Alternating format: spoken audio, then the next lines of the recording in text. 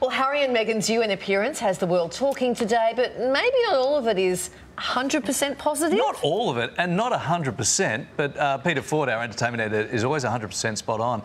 Pete, what has the reaction been like to the couple's visit and that speech? I would have thought 50% at best positive, the rest negative for various different reasons. So just to explain, maybe I didn't fully explain it yesterday, this was at the United Nations. It was Nelson Mandela Day. It was to honour and to celebrate that. But it was held in the General Assembly, but it actually was not a General Assembly, if that makes sense. No. There's not another General Assembly being held until I think it's midway through August. So this was basically turn up if you'd like. It was a very informal gathering at which Prince Harry was speaking. Now, clearly, a lot of people chose to not turn up. Look at there, you've got a lot of empty seats. They could have brought in the seat fillers, I reckon, you know, like they have at the Oscars, just to fill those seats. And Netflix obviously filming all this because they want to include this in the upcoming Harry and Meghan show. They wanted this grand occasion where everybody turned out to hear Harry talk, but they didn't turn out to do that at all. And in fact, it's become quite a funny meme where you see what they thought it was going to be and what they hoped it was going to be and what it in fact actually became. See the top one, packed to the rafters. Oh, wow. The bottom one there, all those empty seats. They could have gone and, you know, got half ticks in New York, you know, where you go and get the half-price ticks, and you could have filled it that way. You should have done Bob something. From accounting on level 8 should have been down. Yeah, exactly. Not interested. Tax time.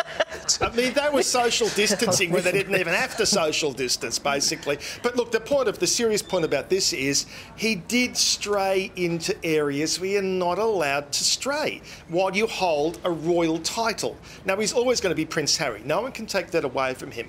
But he won't always be the Duke. Now, what he should, he gets this, but for some reason, he's choosing not to abide by it. When you have a royal title, you cannot be discussing things like abortion rights, no matter what you believe, and as it turns out, I actually agree with him, but you are not permitted to do that when you are a member of the royal family. And this is the problem is because he's in this very grey zone of kind of is a royal, but he's not really a royal, so everyone's a bit confused. Now, as he and Meghan were arriving at the United Nations, there was a journalist, Margaret Bishia, who gave it a go to try and get some reaction from him about the book, the Tom Bower book.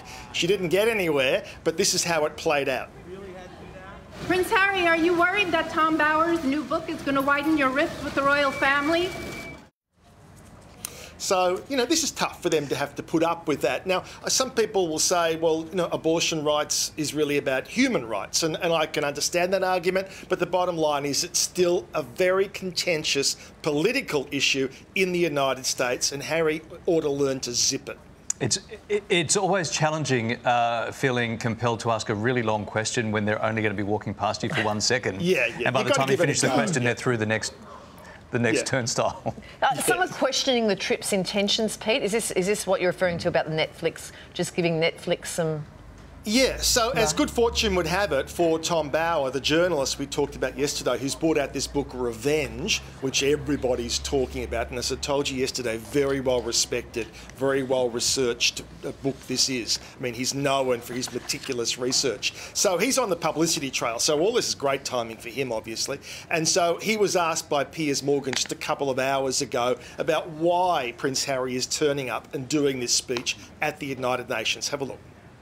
What do you make of this? Why does he do this? What does he think he achieves by it? Well, he does it because he needs a profile. That's the only way they can get money, by showing the profiling for Netflix. So I think that's pretty much true. You see, the point is a lot of people don't get it. All the blowback I've had overnight from people around the world, particularly in America, saying Prince Harry can say what he wants. He can't. Royal protocol dictates you cannot get political. I'm sorry, but that's the rule book. Give away the title, hand it back. You can do whatever you want then, but this is the blurry line between being a celebrity and being royalty.